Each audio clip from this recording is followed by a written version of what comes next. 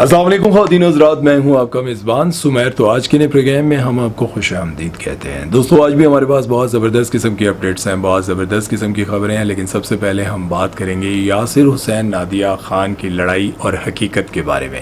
तो सबसे पहले तो मैं आपको ये कहना चाहता हूँ कि भाई मेरे सब्सक्राइबर्स यहीं पर रुके हुए, इनको सब्सक्राइब करें, इस चैनल को सब्सक्राइब करें ताकि सब्सक्राइबर्स बढ़ें।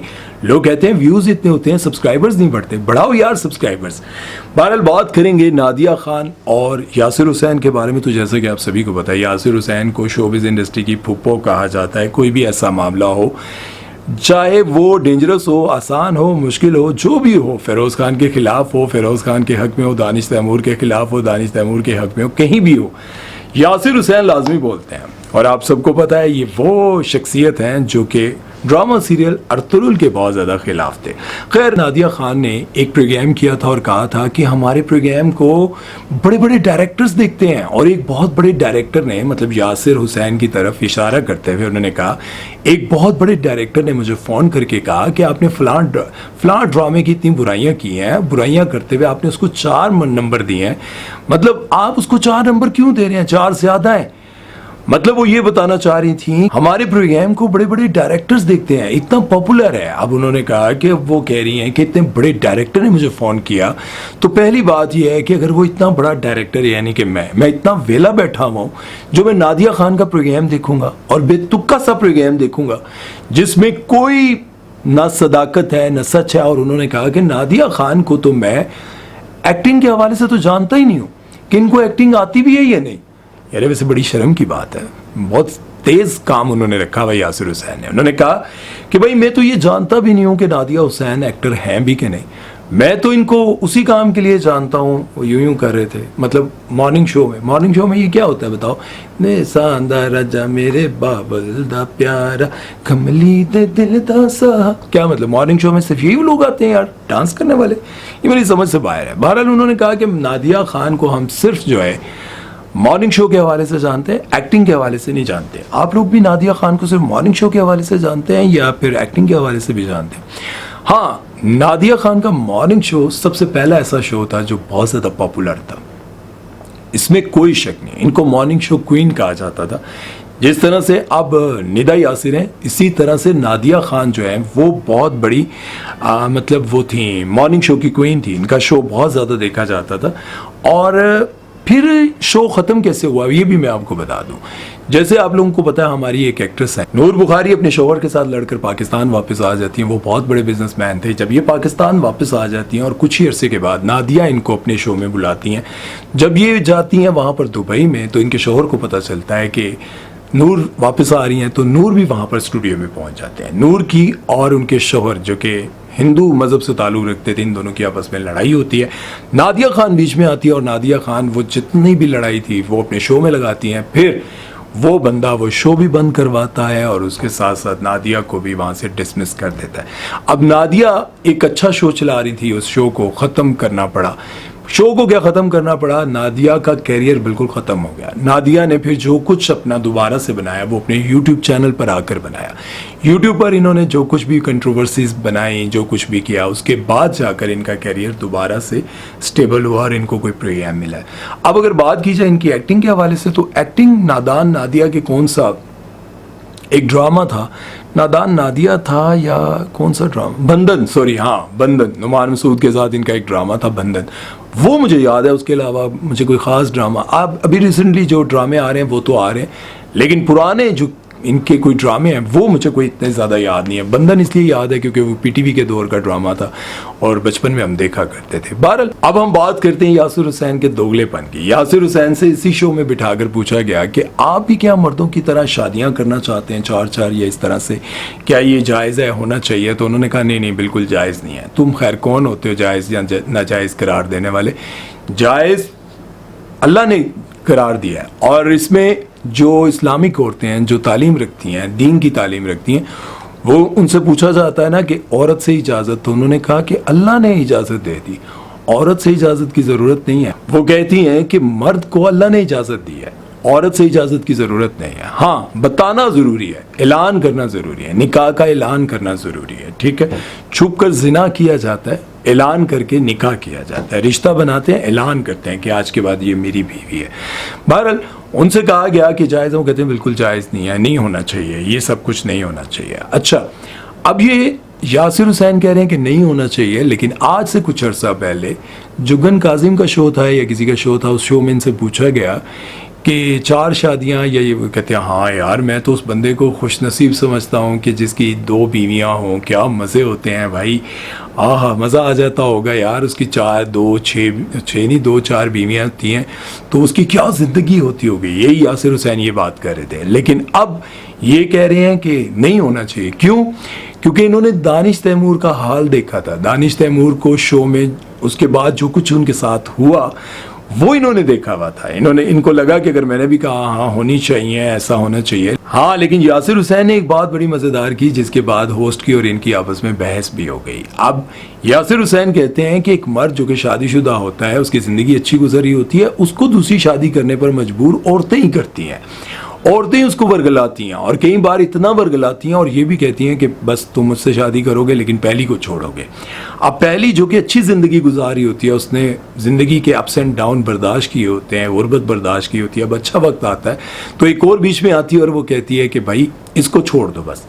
अब वो कहते हैं कि मर्द इतना मतलब वो लापरवाह नहीं होता कि वो शादी जो है वो जानबूझकर करता है। औरतें बीच में आती हैं, औरतें वर्गलाती हैं।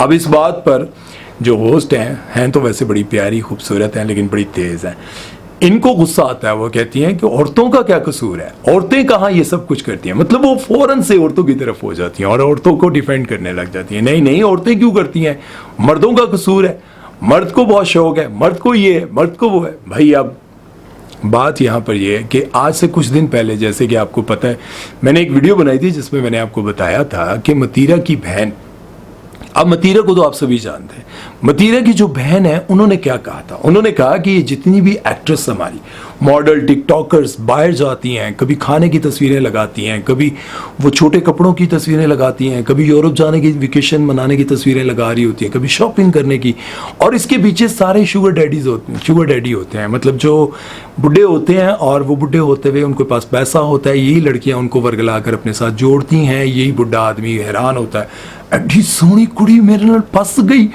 मैनू ते अपनी बुढ़ी मुंह नहीं लांदी, ऐस देख। अब वो देखो, एक तरफ 18 साल की, 21 साल 20 साल की खूबसूरत लड़की, वो एक 60-65 साल के बुढ़े को क्या कह रही है, अमजद बात सुनना, अमजद। अब वो भाई हैरान तो उसने होना है। अब उसके पास जो पैसा पड़ा है वो कहता है कि किसका माना है भाई, इन्हीं पे लुटाना है। तो वो मतीरा की बहन कहती है कि ये शरीफ और मासूम लड़कियों को बर्बाद कर रही होती है। अब ये बातें दोनों देखें, एक तरफ होस्ट को गुस्सा आ रहा है, दूसरी तरफ अपनी ही इंडस्ट्री की लड़की ये बात कह रही है कि नौजवान लड़कियों को और लोगों के घरों को बर्बाद करने वाली यही लड़कियां हैं जो कि शुगर डैडी के पैसे पर अय्याशी कर रही होती हैं। बहरहाल इस बारे में अब आप लोगों का क्या कहना है कमेंट सेक्शन में ज़रूर बताइएगा। चलते हैं नेक्स्ट खबर की तरफ और बात करते हैं सॉल्ट बाय। एक वो बंदा है जो यूं करके नमक डालता है, आपको पता है बड़ा मशहूर आदमी है, बहुत मशहूर आदमी है, इसका रेस्टोरेंट बहुत मशहूर है, सब कुछ। इन्होंने किया ये था कि भाई ये जाते हैं वहाँ पर और बहुत सारी सेलिब्रिटीज़ जिन्होंने ट्रॉफी उठाई होती है उनके साथ जानबूझकर जो है ना एक ओवर एक्टिंग करते हुए, देखें ये सेलिब्रिटी थी, इनको वहाँ पर आने की इजाज़त दी गई, लेकिन इन्होंने वहाँ पर जाने के बाद अजीबोगरीब हरकतें करना शुरू कर दी। कभी ट्रॉफी को उठाकर उस पर नमक डालना, कभी ट्रॉफी को अपने साथ जोड़ लेना, कभी पकड़ लेना, कभी खींच लेना, ये हरकतें वो करते रहे। लेकिन अब की बार उनके साथ बहुत बुरा हुआ। चैंपियन ट्रॉफी का एक पार्टी चल रही थी और ये लोग वहाँ पर गए और वहाँ से इनको धक्के देकर निकाला गया। इनको कहा गया कि तुम्हारी यहाँ पर कोई जगह नहीं है। अब सॉल्ट बाय एक मतलब दुनिया भर में मशहूर है, पाकिस्तान में इनको इतना ज़्यादा नहीं देखा जाता, लेकिन बेसिकली ये हैं काफ़ी फेमस पर्सनालिटी। लेकिन इनको वहाँ पर बहुत ज़्यादा ज़िल्लत का सामना करना पड़ा, सिर्फ इसलिए कि इनको ये नहीं पता चला कि जिस जगह पर मैं खड़ा हूँ वहाँ पर कितनी बड़ी सेलिब्रिटीज़ हैं और उनके साथ मुझे ये हरकतें करना सूट नहीं करती, मुझे ज़ेब नहीं देता। इन्होंने वो सारी हरकतें की। हरकतें करने के बाद ये समझ रहे थे कि अब की बार हम फिर से वहाँ पर जाएंगे तो हमें वेलकम किया जाएगा कि सॉल्ट भाई आए हैं और इतने बड़े इन्फ्लुएंसर हमारे प्रोग्राम में आए हैं, लेकिन इनको धक्के देकर निकाल दिया गया।